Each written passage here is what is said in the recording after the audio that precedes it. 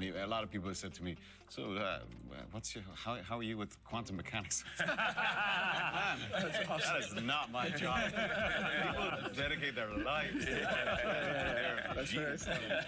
So I had like a vague understanding. It was not. The Best Actor Oscar race is heating up. Are we sure about the 5 actors who will get nominated?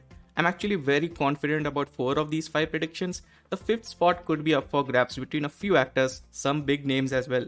But I'm so excited about each of these actors because all of them have amazing stories. Before I proceed with the actor who is my number 1 to win the Oscar, can you please hit the like and subscribe button? It would mean the world to me. So, for the sake of this list, my number 1 actor who I have winning the Oscar for Best Actor right now is Bradley Cooper for Maestro.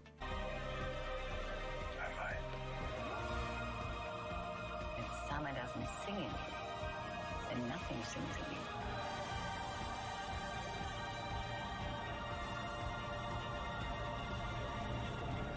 This is far from a done deal, but Bradley Cooper has a lot going for himself. The man is seriously overdue for a win. He's been nominated for a total of 9 Oscar nominations, yes 9, and he has never won even a single one. That's crazy.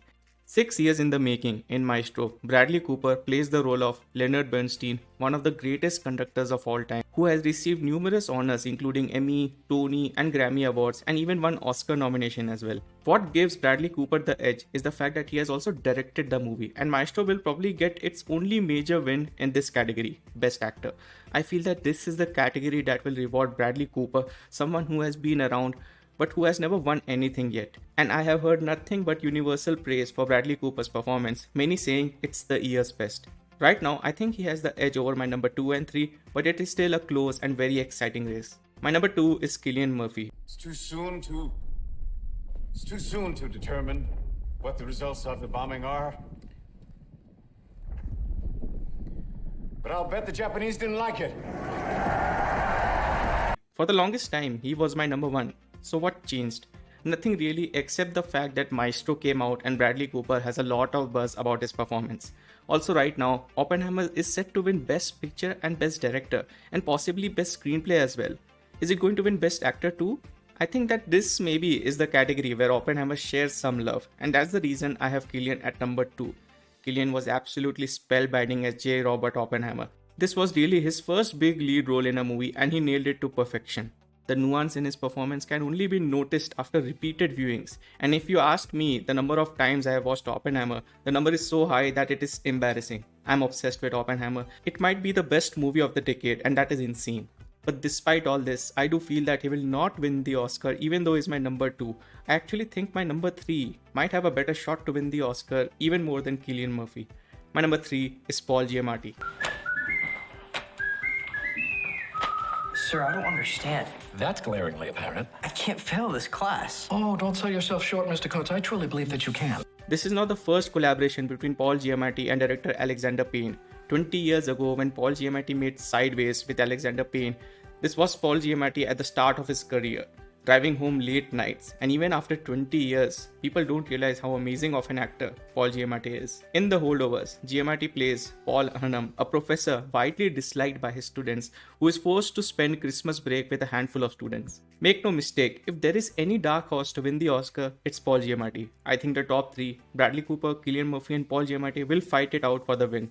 From all that I have heard, The Holdovers is a delight of a movie, and sometimes a simple, warm, nuanced movie is exactly what wins in the end, especially in times like these. Think about Coda or Green Book.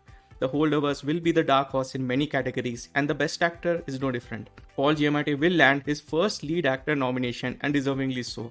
I actually would love for him to win, and that would be an amazing moment, but I don't think he has enough steam right now. But the Oscars is still a few months away, who knows? Him winning would be an amazing story.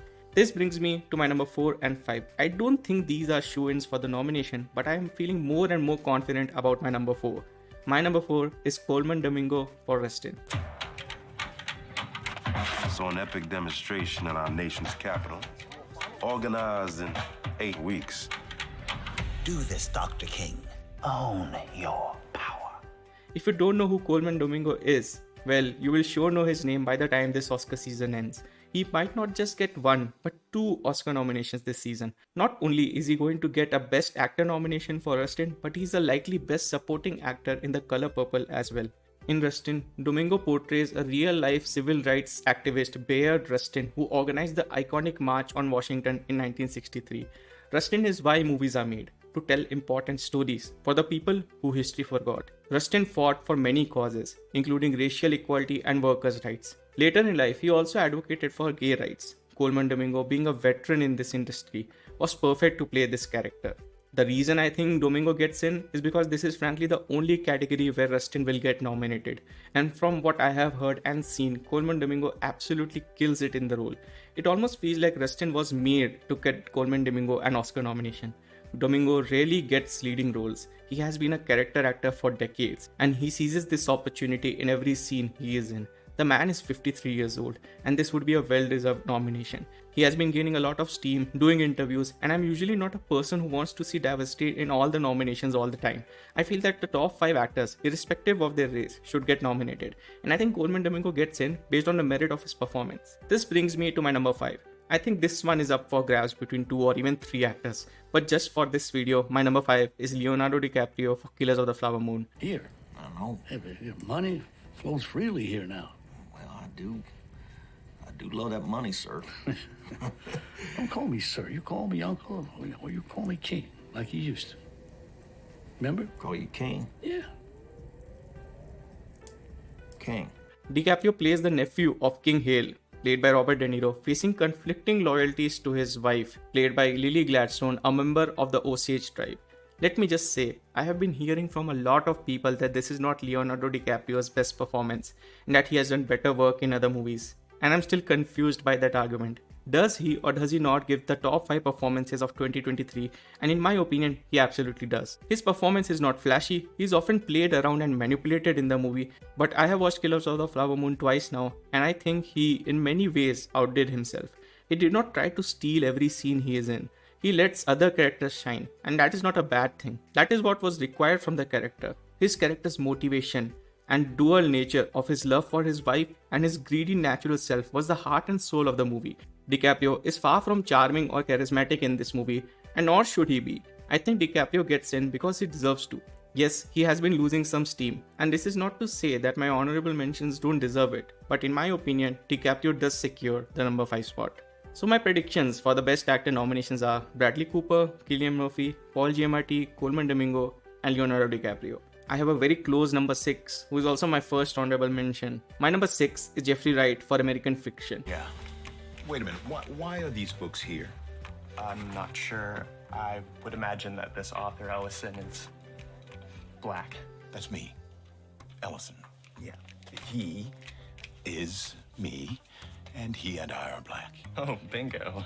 No bingo, Ned. These books have nothing to do with African American studies. They're just literature. The blackest thing about this one is the ink. American Fiction won the People's Choice Award at the Toronto International Film Festival. That award means a lot when it comes to the Oscar race. And that win guaranteed the movie the Best Picture nomination at the Oscars. Jeffrey Wright could easily replace Leo DiCaprio as the number 5 in my Best Actor predictions. But for the sake of this list, he just misses out. American Fiction is one of my most anticipated movies of the year, and it has an amazing premise. A novelist who's fed up with the establishment profiting from black entertainment uses a pen name to write a book that propels him to the heart of hypocrisy and the madness he claims to disdain. It's almost like this movie was made for me. I love movies like these with interesting protagonists. In fact, I think there are 3 movies that will fight it out for the Best Picture Oscar, and all of them have amazing protagonists. One is of course Oppenheimer, the other 2 are American Fiction and The Holdovers. That's how highly I am rating these movies just from the buzz. My last honorable mention is Andrew Scott for All of Us Strangers. I'm not sure he gets in, but who knows, he might gain some steam in the end.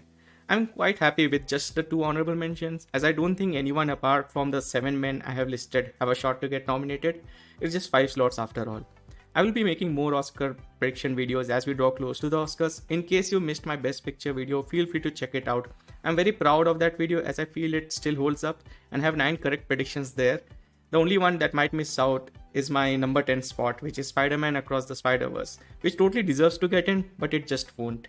Anyways, please stay tuned for more, and many thanks for watching.